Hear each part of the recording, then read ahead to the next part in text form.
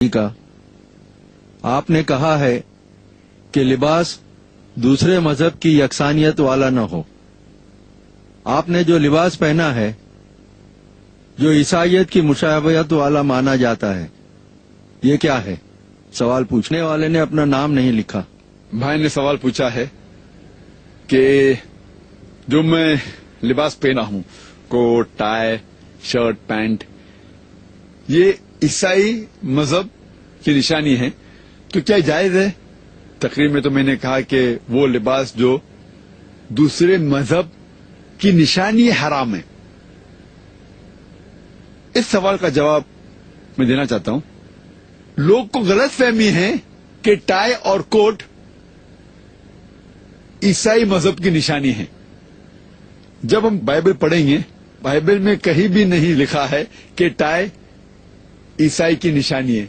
ये गलत फहमी है लोगों में कि टाई क्रॉस की निशानी है। मैं जानता हूं कई मुसलमान सोचते हैं tie the sign of cross, ये टाई सलीब की निशानी है, इसलिए हराम है।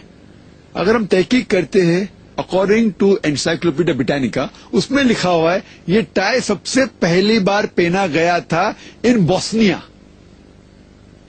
To keep the garments on the body. ये बोस्निया का एक कल्चरल ड्रेस था, शुरू उधर, like a boat tie started there. और बोस्निया में कौन लोग रहते? बोस्निया में मुसलमान रहते। वहां से शुरू हुआ और फिर फैला।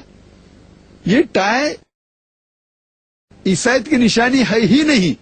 और एक रिसर्च किया गया था एक शख्स ने रियाद में इसके ऊपर ही, उससे कहीं ये नहीं मिला कि टाई ईसाई की निशानी है। ये तो हमारे मुसलमान जो वेस्टर्न कल्चर के खिलाफ है, ये कहते ये टाई और कोट अगर आप कहते वेस्टर्न कल्चर, मुझे कोई एतराज नहीं, लेकिन ये कहना कि ईसाई की निशानी है बिल्कुल गलत है, बिल्कुल बेबुनियाद है। कहीं भी बाइबल में जिक्र नहीं। आप अब्रॉड जाएंगे तो हिंदू भी कोट टाई पहनता है, मुसलमान भी पहनता है, क्रिश्चियन भी पहनता है। ये हमें गलत फहमी है कुछ मुसलमानों को।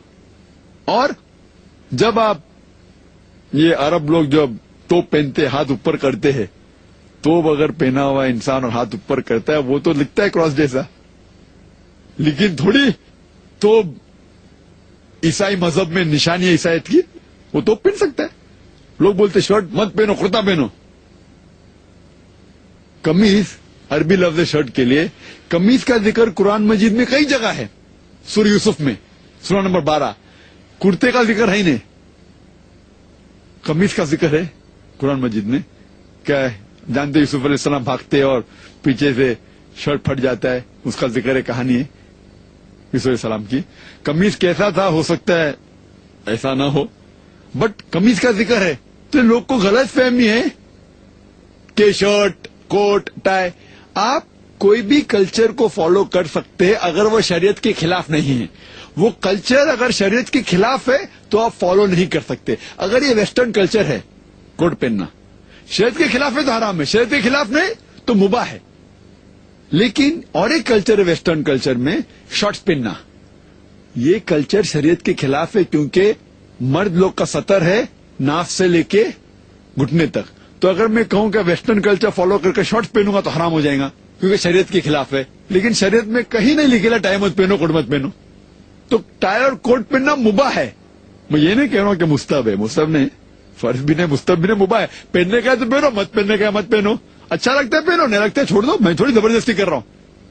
और मैं भी हमेशा नहीं कोट टाई पहनता हूं, क्योंकि मैं सैटेलाइट पे आता हूं और मुख्तलिफ मुमालिक में मेरे प्रोग्राम जाते हैं, और वेस्टर्न कंट्री में कोट टाई एक फॉर्मल ड्रेस है, तो और कई गैर मुस्लिम मुझे देखते हैं, इसीलिए मैं पहनता हूं। ये इस्लाम में मुबाह है, आपको पसंद है तो पहनो, नहीं पसंद तो मत पहनो, लेकिन कहीं भी नहीं लिखा है कि हराम है। ये आपको गलत फहमी है। Hope this answers the question.